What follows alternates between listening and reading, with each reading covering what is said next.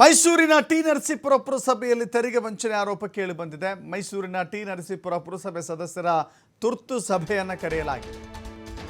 ಪುರಸಭೆ ಅಧ್ಯಕ್ಷೆ ವಸಂತ ಶ್ರೀಕಂಠ ನೇತೃತ್ವದಲ್ಲಿ ತುರ್ತು ಸಭೆ. ಕಳೆದ 5 ವರ್ಷಗಳಿಂದ ಪುರಸಭೆಯಲ್ಲಿ ಏನಾಗಿದೆ ಅಂತ ಗೊತ್ತಿಲ್ಲ. ಸೂಕ್ತ ತನಿಖೆ ಮಾಡಿ ತಪ್ಪು ಮಾಡಿರುವವರ ಮೇಲೆ ಕ್ರಮ ಮಾಡಿ. ಪುರಸಭೆ ಸದಸ್ಯ ಟಿ.ಎಂ. ನಂಜುಂಡಸ್ವಾಮಿ ಸದಸ್ಯತ್ವವನ್ನು ರದ್ದು ಮಾಡಬೇಕು. ತೆರಿಗೆ ವಂಚನೆ ಆರೋಪಕ್ಕೆ ಗುರಿಯಾಗಿರುವಂಥ ಟಿ.ಎಂ. ನಂಜುಂಡಸ್ವಾಮಿ ತನಿಖೆ ಗುರಿಯಾಗಿರುವಂಥ ಟಿ.ಎಂ. ನಂಜುಂಡಸ್ವಾಮಿಯ ತನಿಖೆ ಆಗಬೇಕು, ಸದಸ್ಯತ್ವ ರದ್ದತಿ ಆಗಬೇಕು ಅಂತ ಹೇಳಿ ಈ ತುರ್ತು ಸಭೆಯಲ್ಲಿ ನಿರ್ಣಯವನ್ನು ತೆಗೆದುಕೊಳ್ಳಲಾಗಿದೆ. ಈ ಸಭೆಯಲ್ಲಿ ಟಿ ನರಸೀಪುರ ಪುರಸಭೆ ಸದಸ್ಯರ ಒಮ್ಮತದ ನಿರ್ಧಾರ ಆಗಿದೆ. ಜಿಲ್ಲಾಧಿಕಾರಿಗೆ ನಿರ್ಣಯವನ್ನು ಕಳಿಸಲಿಕ್ಕೆ ಪುರಸಭೆ ಸದಸ್ಯರು ತೀರ್ಮಾನವನ್ನು ತೆಗೆದುಕೊಂಡಿದ್ದಾರೆ. ಪ್ರತಿ ವಾರ ನಮಗೆ ಎಷ್ಟು ಖಾತೆಗಳು ಜಮಾ ಆಗಿದೆ, ಎಷ್ಟು ಖಾತೆಗಳು ಹೋಗಿದೆ, ಪ್ರತಿ ವಾರ ಅದನ್ನು ಡಿಸ್ಕಸ್ ಮಾಡಿ.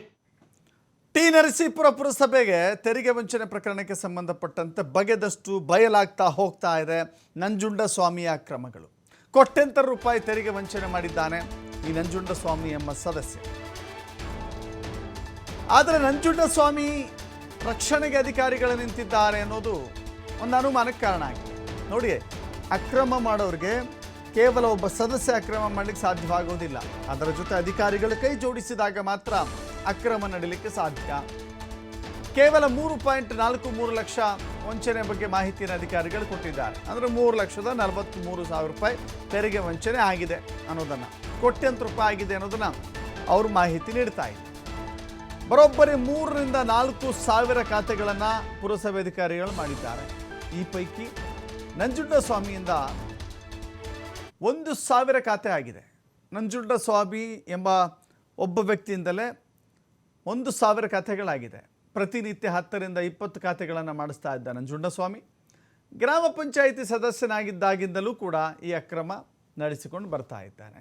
ಪುರಸಭೆ ಮುಖ್ಯಾಧಿಕಾರಿ ವಸಂತ ಕುಮಾರಿ ಈ ಸ್ಫೋಟಕ ಹೇಳಿಕೆಯನ್ನು ಕೊಟ್ಟಿದ್ದಾರೆ.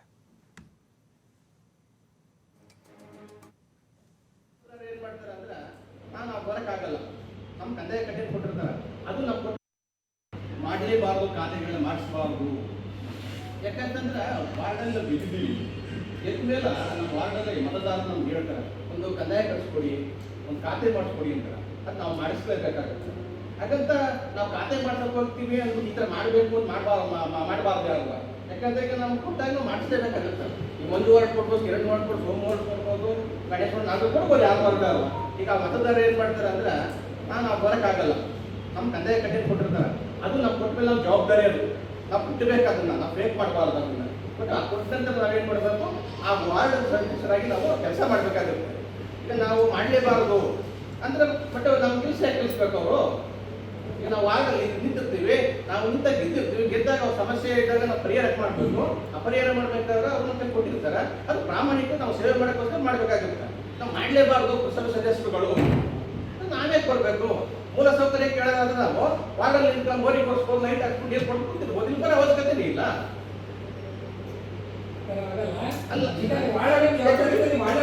ಬಂದ ನಂತರ ವಾರ್ಡ್ ಸಮಸ್ಯೆನೂ ನೋಡಬೇಕು, ಕೊಟ್ಟಂತ ಮತದಾರ ಕೆಲಸನೂ ಮಾಡಬೇಕಾಗಿರುತ್ತೆ. ಅದು ಪ್ರಾಮಾಣಿಕವಾಗಿರ್ಬೇಕಷ್ಟೇ. ನಾವು ಹೇಳ್ತಾರೆ ಏನಪ್ಪ ಅಂದ್ರೆ, ನಾವು ಗೆದ್ದ ನಂತರ ವಾರ್ಡ್ ಸಮಸ್ಯೆ ಬಂದಾಗ ವಾರ್ಡ್ ಕೆಲಸನೂ ಮಾಡಬೇಕು, ಅವ್ರ ಕೆಲಸಗಳನ್ನ ಮಾಡ್ಕೊಡ್ಬೇಕಾಗತ್ತೆ. ಹಾಗಾಗಿ ಮುಂದಿನ ದಿನಗಳಲ್ಲಿ ಈ ಥರ ಆಗಬಾರ್ದು. ಯಾಕಂದ್ರೆ ಈ ಪುರಸಭೆ ಬರಬಾರ್ದು ಅಂತ ಹೇಳ್ತಾ ಮುಂದಿನ ದಿನ ಆ ಥರ ಯಾರೇ ಮಾಡಿರಲಿ ಅವ್ರು ಶಿಕ್ಷೆ ಆಗ್ಬೇಕಂತ ಹೇಳಿ. ಮಂತ್ರಿ ಮಾಡಬಾರ್ದು.